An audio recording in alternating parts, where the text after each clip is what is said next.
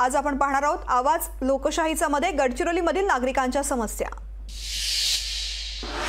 गडचिरोली जिल्ह्यातल्या चामोर्शी तालुक्यातील वैनगंगा नदीच्या तीरावर असलेलं हे पौराणिक मार्कंडेश्वर मंदिर, ज्या मंदिरासमोर आत्ता मी उभा आहे, या मंदिराला शेकडो वर्षांचा इतिहास आहे। परंतु अलीकडच्या काही वर्षांमध्ये या मंदिराची थोडी पडझड झालेली होती।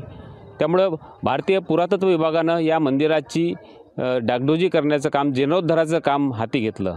परंतु गेल्या 8 ते 10 वर्षांपासून हे काम अतिशय संथ गतीने चालू आहे। त्यामुळे भाविकांमध्ये मोठ्या प्रमाणावर असंतोष वाढत आहे। या ठिकाणी कुठल्याही सुविधा निर्माण झालेल्या नाही आहेत। भाविकांच्या नेमक्या काय भावना आहेत, त्यांच्या काय अपेक्षा आहेत, याबद्दल आज आपण त्यांच्याच तोंडून जाणून घेऊया। हेमाद्री पंथ, त्या हेमाद्री पंथांनी ज्या ज्या ठिकाणी अशा नदीस्थळं आहेत, नदीची काठ आहेत, संगम आहेत, त्या त्या ठिकाणी विदर्भामध्ये बांधकामं केली। त्यापैकीच हे मार्कंडेश्वराचं देवस्थान आहे। तर याचं बांधकाम ज्ञात इतिहासानुसार 11व्या शतकामध्ये झालं असं म्हणतात। विदर्भामध्ये ही दक्षिण काशी म्हणून, कारण भारतामध्ये उत्तरवाहिनी गंगा ही फक्त काशीला आहे आणि इथे मार्कंड्याला आहे। तो पुरातत्व विभाग खोलले आमची विदर्भाची काशी म्हणून आमची ही एक काय विदर्भाच्या काशीची विठणपणा होऊन राहिली आजपर्यंत। म्हणजे एवढीपर्यंत काही ठिकाणी बांधकाम होऊन गेले, आमची अजूनपर्यंत बांधकाम झाले नाही, त्याची आमची आतुरती आहे। महामृत्युंजय आहे, मूर्खंड ऋषी महाराजाचं मंदिर आहे आणि यमाचं सुद्धा मंदिर आहे त्याचं, यमराजाचा, त्यांचे गुरु, ते सगळं आहे। पण मंजुरी मिळाली पाडण्यासाठी आणि बांधकामासाठी का नाही 10 वर्ष झाले। तर जीर्ण अवस्थेत जे मंदिर आहे हे लवकरात लवकर दुरुस्त व्हावं हीच आमची सदिच्छा। आणि म्हणजे येणारे प्रवासी जे लोक आहे, येणारे जे पर्यटक लोक आहे, यांना थोडं समाधानी मिळेल, पाहायला आनंद होईल। मी मूळचा कोल्हापूरचा आहे। 15 वर्षापूर्वी मी हे मंदिर बघितलं होतं। तेव्हाची परिस्थिती आणि आत्ताची परिस्थिती याच्यात बघितलं तर मंदिराचे बरेचसे दगड काढून परिसरात विखुरलेले आहेत। खऱ्या अर्थानं विदर्भाची काशी म्हणून मार्कंडा मंदिर प्रसिद्ध आहे, पण इथं तसं बघितलं तर जितक्या सुधारणा व्हायला पाहिजे होत्या तितक्या झालेल्या नाही आहेत। या मंदिराचा जीर्णोद्धार झाला तर पाहिजे, सोबत इथल्या व्यवस्था झाल्या पाहिजे, स्वच्छतेची व्यवस्था, पाण्याची व्यवस्था, पार्किंगची व्यवस्था चांगली मोठी केली पाहिजे, जेणेकरून गाड्या आहेत तिथं। आता आम्ही बघितलं की समोरच तिथे गाडी थांबावं लागली आणि लोकांच्या राहण्याची, जसं शेगावला आहे, या प्रकारे जर केलं तर या गडचिरोली जिल्ह्यामध्ये खूप सुंदर असं वातावरण निर्मिती होईल। या ठिकाणी छत्तीसगड असेल, तेलंगणा असेल, आंध्र प्रदेश असेल किंवा इतर जवळच्या प्रांतातील लोक भक्तिभावाने इथे येतात। आता तर हल्ली तर मुंबई, पुण्याचे लोक ट्रॅव्हल्स घेऊन इथे दर्शनासाठी येऊन राहिलेले आहे, पण इथे पाहिजे तशी व्यवस्था नाही, भक्त निवासाची व्यवस्था नाही, असूनही ते बंद आहे। पायऱ्यांवर व्यवस्थित आंघोळ, कपडे धुण्यासाठी व्यवस्था नाही।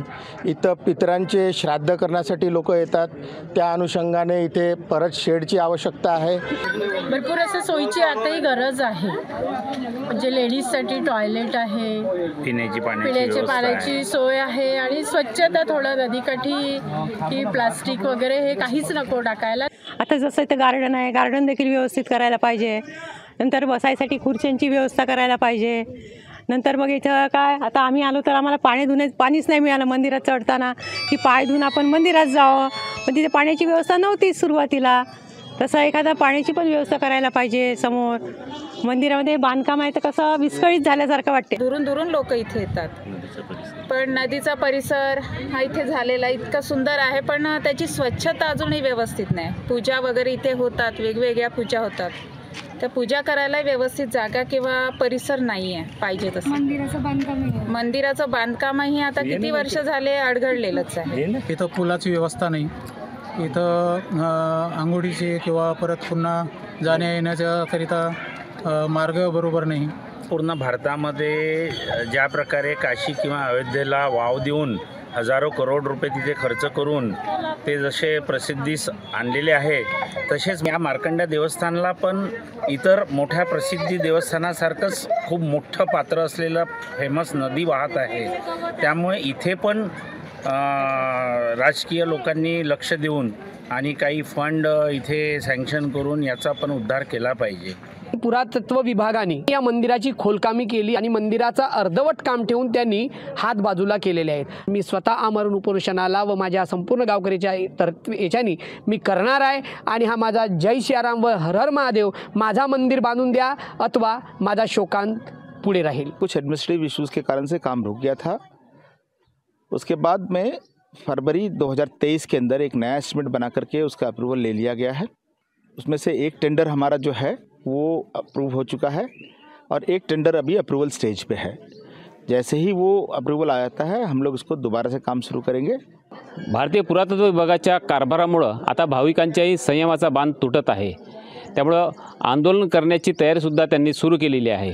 त्यांच्या संयमाचा बांध तुटण्यापूर्वी हे काम आता मार्गी लागणार का याकडेच आता बघावं लागेल। मनोज ताजने, लोकशाही मराठी, गडचिरोली। लोकशाही मराठी ऐका, पहा, जागरूक रहा।